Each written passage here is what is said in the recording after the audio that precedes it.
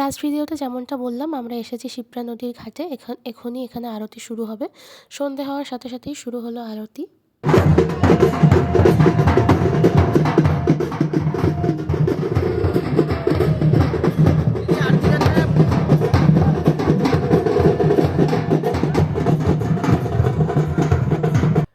ওদের ওখানকার একজন এসে বলল আরতি করতে চাই কি না আমরা, তো তিথির একটা থালা নিল, আরতি করলো।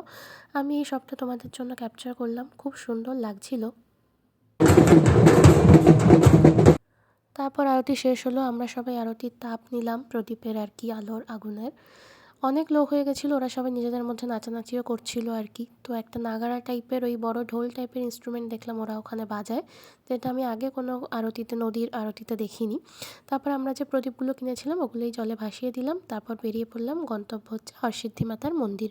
এই যে স্তম্ভ দুটো দেখছো, এখানেই প্রদীপ প্রজ্বলন হয়। আর প্রদীপ প্রজ্বলনটা আমরা আস্তে আস্তেই হয়ে গেছিলো, বাট আমরা এসে এই সুন্দর দৃশ্যটার সাক্ষী হলাম। এবং মন্দিরে যখন আমরা প্রবেশ করতে পারি তখন সেখানে সন্ধ্যা আরতি হচ্ছিল।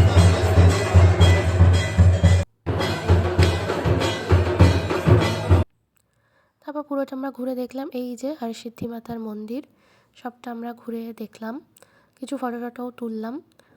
আর তিতির, ও আমার থেকে অনেকটা লম্বা, সেলফি ওরই তোলা উচিত।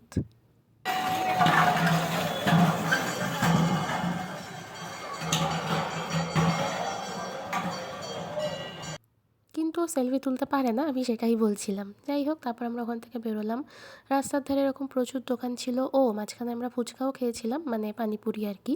তারপরে কিছু কিছু দোকানে টোকানে দেখলাম, তেমন কিছু কিনিনি, কয়েকটা চাবি রিংই কিনেছি। এই যে দূরে দেখছো, এটা হচ্ছে মহাকাল করিডোর। আমরা প্রথমে বুঝতে পারিনি, আমরা ভাবছিলাম কোনো পার্ক বা কিছু।